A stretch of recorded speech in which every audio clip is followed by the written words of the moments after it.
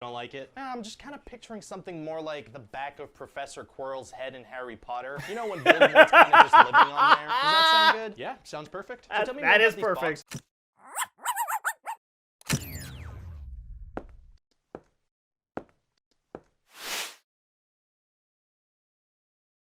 Hey guys, my name's Dan, and today's reaction is the Justice League Pitch Meeting Revisited. So first off, a huge congratulations to Ryan George and the Pitch Meeting channel at reaching 1 million subscribers. No surprise here though, given the quality of each and every one of these and the success it had when it was exclusively on the Screen Rant channel. And we're going to be taking a look at this very first pitch meeting that he ever did. Very excited for that, to see where he was then to where he is now, his whole thought process and everything. And it'll be fun to see because it reminds me of the first pitch meeting that I reacted to. It was Independence Day. I had no idea what I was in store for, and I'm very, very excited to check out his first one. But before we get into things here, if you enjoy other pitch meetings, I reacted to a whole ton of them for you. And if you want to see future reactions that I do, you can go right below this video, click that like button, the subscribe button, and ring notification bell. Because always let you see past, present, and future reactions that I do. But also allows to get more eyes on my channel. Speaking of getting eyes on channels, go on over and support the pitch meeting channel and Ryan George's channel as well. I'll leave both of those links along with many other things and in the description. And without any further ado, let's go. Hey everybody, it's me, Ryan George, from the thing you're currently watching. If you didn't see the first one of these that I did, welcome to the unsettling reality of me addressing the camera directly. This is gonna be a format for like off weeks and whatnot, where I revisit old pitch meetings and give my updated comments, answer questions, stuff like that. Your response to the first one was really, really nice and positive, so legitimately thank you very much for that. It made me feel really good about myself, and my ego, my head kind of expanded like a hot air balloon, and I got some pretty nice views of the province of Quebec from above. Lovely scenery, great new friends, mostly birds. But now I'm back down on Earth, and legitimately thank you. That was very, very nice to see. And I also realized that I never formally said thank you for getting this channel to over 1 million subscribers in under a year, so thank you.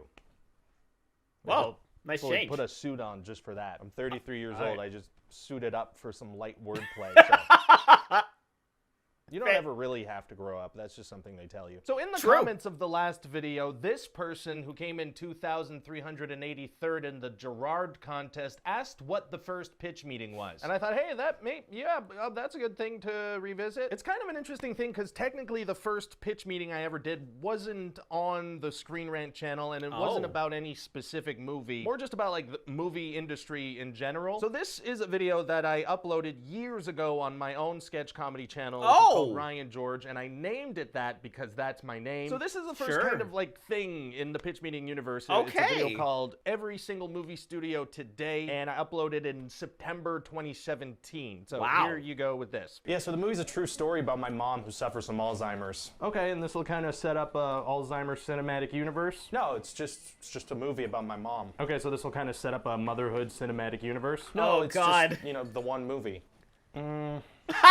I have no idea what the f you're talking about. Get out. Now. Oh my. So that was 18 seconds. It was really, really, really short. Back then I was doing a lot of like short sketches. Under 30 seconds was kind of my whole deal. For a couple of reasons. Partially, I didn't have a lot of time. I was already working for Screen Rant doing a bunch of other stuff, and it was taking up a ton of time. So in my limited free time, I was making short little sketches, which was manageable. And also there was this subreddit that I was on back then called YouTube Haiku, and your videos had to be under 30 seconds or you couldn't even post on this subreddit. So that was kind of like a good motivator for me. I would make short videos and post them on YouTube Haiku, and sometimes people would watch them, sometimes they wouldn't. And so a couple of months after that first video, the Justice League movie came out, and you know, I didn't love it, and a lot of people felt the same way. I just remember watching it and being like, okay, so they have to do a thing, and then they just do the thing. Like, Batman's got to assemble a team, and then that's what we watch him do with little to no obstacles. I was inspired by one of my favorite comedians, John Mulaney. He had this stand-up bit about how it must have been weird to pitch the movie Back to the Future. And so that made me think, how did they pitch this movie in which they just have to do things and there are no obstacles? And so that is kind of the birth of the first pitch meeting, which is 30 seconds long. I'll show you in a second. And also the birth of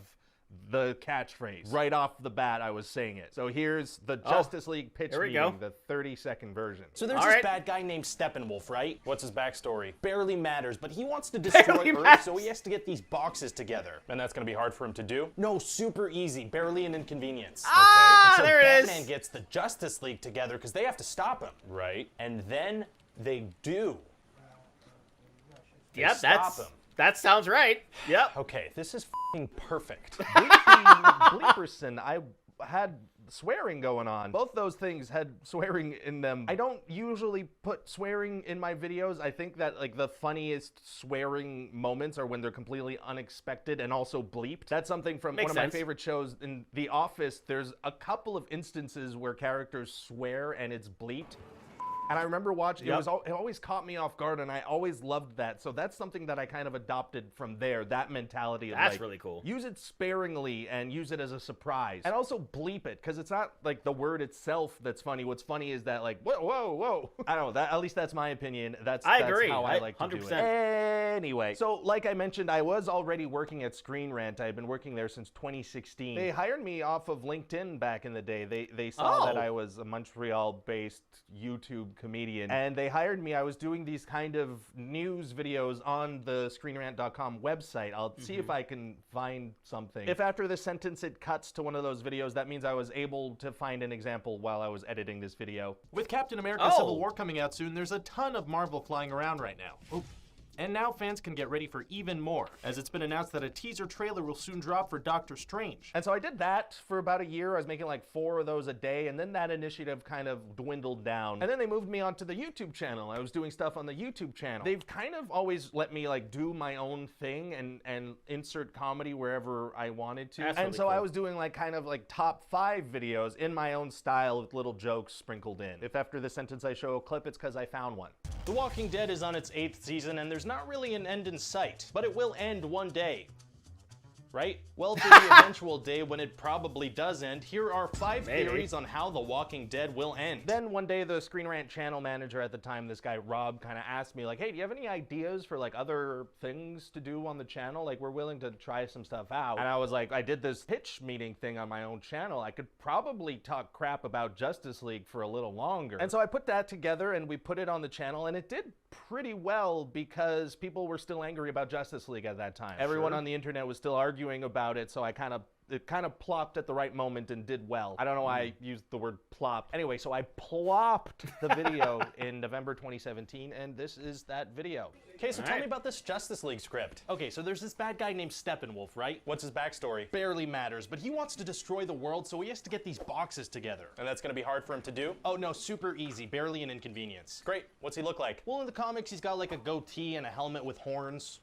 Okay. You don't like it? I'm just kind of picturing something more like the back of Professor Quirrell's head in Harry Potter. You know, when Voldemort's kind of just living on there? Does that sound good? Yeah, sounds perfect. So tell me that is these perfect. Boxes. Well, they're called mother boxes. Mother boxes. Yeah, and Steppenwolf's gonna say mother kind of a lot, like more than you'd think he would. Okay, can we also have him say some like super generic bad guy sayings? Oh yeah, there's a ton of that in here. At one point he's like, this world will fall. So generic, I love it. At another point he's like, primitive beings. Perfect. Okay, now tell me about the Justice League itself. Right, so Batman figures out that something bad is going on, so he has to convince the other heroes to join his team. And that's gonna be hard for him to do? No, super easy, barely an inconvenience. Oh, yeah, well Wonder Woman's already on board, and then the Flash straight up says yes, and then they're like, we have to find Cyborg, and Cyborg shows up like, hey, I'm Cyborg, what's going on? And Aquaman? Oh, Aquaman, that's where things get spicy here. I'm listening. Okay, so follow me on this. Okay. Aquaman is gonna say no at first. Right, and so people watching will be like, wait, is Aquaman not gonna join the League? That is good. But then he's gonna change his mind. Almost immediately. And what are all the characters like? Like, is Batman still moody? No, Batman kind of cracks jokes now, and he really, really misses Superman. But weren't they friends for like a minute in Batman v Superman? That was enough. Calls him Clark now, like they were best friends. Fair enough. Then there's Wonder Woman. Okay, so her movie was really empowering for women, so we really have to emulate that again. Way ahead of you. So we're gonna have the Flash trip and fall onto her boobs. Great. There's gonna be a little moment where the Flash is lying on top of her, and it's gonna be really funny. Because that's how people do sex. Because that's how people do sex, exactly. Exactly. People are gonna like that. Yeah, and then we have Aquaman talk about how hot she is, and then we have some of the Amazons fighting in bikinis. So basically that sends the same message as Wonder Woman. Yeah, basically I think so. No. And what about Aquaman? Don't people think he's kind of lame in the comics? Oh yeah, no, he's a badass in the movie though. Check out this line of his, my man. Oh, that doesn't sound lame. No, he's a badass now. He also drinks alcohol. That is so cool. Drinking alcohol is super cool. Listen, this all sounds great so far, but it feels like something's missing. Superman. I mean, yeah, but he's dead, right? Yep, but they're gonna bring him back from the dead. Oh my God. It's gonna be really fun. He's gonna be really mad at Batman. But didn't you just say they were best friends at the end of the movie? Yeah, but he kinda needs to hate him because we wanna have them fight. Wait, Superman and Batman fight against each other. I know it sounds pretty crazy, but I think we can try some new stuff in this movie. Okay, now even though this is kind of a big plot thing, we can still have Henry Cavill promote the movie, right? Oh, sure. That's not gonna like ruin the surprise, is it? No, I think people will still be surprised. Because in the movie, you say he's dead, right? Exactly, so people will be like, oh, I guess Henry Cavill's not in this movie. Right, so maybe he just did those interviews as like a fan. And then they bring him back to life and people will be like, what? Perfect. And how does the movie end? Oh, they just kind of stop Steppenwolf. There's no consequences? No, they just kind of fight his parademon things and then they stop him. I feel like there should be some consequences, or maybe just like a feeling that the stakes are high. I can add in a Russian family that gets scared. That'll do it. Great. I gotta say, I think we have a winner here. Me too. Oh dear. So that's kind of strange for me to watch. It does make me cringe quite a bit. Very, very, very slow paced compared to what I do today. Tight wasn't a catchphrase yet. I wasn't saying that anything was tight. Something has to be tight or it doesn't feel tight. Maybe I should have bleeped some of that sentence. I don't like how that sounded. And yeah, you know, it's super short. The pacing is very slow, but I look at that kind of growth period of pitch meeting as exactly that. I was very much just figuring it out. All I knew was that I was gonna make fun of movies, and the characters kind of developed over time. It's like one of my favorite shows is Parks and Recreation, but if you watch like the first season of Parks and Recreation, it feels like a completely different show. They were lucky enough to have the time to grow and find themselves over the course of several seasons. Not every show gets that opportunity. I'm really glad that I got to do that with Pitch Meeting. After this, because it did pretty well, I started making 2 per week, and it's really just doing a lot of them, and you start to develop something unique. So yeah, I'm very, very grateful for all of the work that I've gotten to do. You know, I've learned so much and I've developed these characters. It's so fun to just, I could do whatever with them. You know, it's very, very, very, very, very, very fun. So thank you again for 1 million subscribers. I'm one of the luckiest people in the world that this is my job. Honestly, I can't believe it. In the next one of these, I'd like to answer some more, like questions and comments and stuff. So if you have things that you're curious about anything, really, just leave them in the comment section and I'll f***ing get to it. Bye. Oh, there it is. There's the bleep. Yeah, that's pretty great. And it makes a lot of sense too, because whenever you're starting out doing anything, you don't really know where it's going to go. You're always just kind of figuring things out on the fly. I know when I started doing my reaction videos, I was trying to figure out what exactly I could do, what exactly I can't do, how much should I be talking, should I not be saying much. So, and looking back at his old pitch meeting, and he's looking back at it, and he's cringing at it, that's a good thing, because that means, he's grown as a content creator and as a person. And whenever you look back at old things of yourself, you cringe at it. It's like, oh my God, I was so awful. But that means you're just growing as a person, and you're becoming better as a person. And I feel like he definitely has come a long way since that particular video. It makes me appreciate like all the stuff that he's done up until this point, and I can't wait to see more pitch meetings from him in the future. So that's going to do it for me here. Before I go, though, I want to give a huge shout out to all of my $5 and up supporters on Patreon: Luchador, Cruising, Wolverine 310, Jordan Bird, Kester Cronage, Amber K, Raymond Bright, Angel Garcia, Chris Curtis, Jeremiah McCarroll, Jose Acevedo, and Seth. And if you too like to have your name read at each and every one of my videos, plus many other fun goodies, maybe having me react to a past pitch meeting or two, or checking out daily anime reactions, please head on over to patreon.com/DDNReactor. Link will be right there and a description with many different tiers for you to choose from. And if you'd like to have an easier way to get in contact with me, they can talk a little bit about Ryan George, they can talk a little bit about pitch meetings, please head on over and join the channel Discord. We can chat with others about other reactions that I've done, find out just a little bit more about me, or about this week's reaction schedule. And with that being said, comment down below, let me know what was the first pitch meeting you saw of his. Please leave a like if you enjoyed. Also want to see past reactions on the other pitch meetings. Got a nice playlist right over there for you. Share this video. Subscribe if you haven't subscribed already. Ring notification bell because of new videos every single day. And I'll see you guys next time.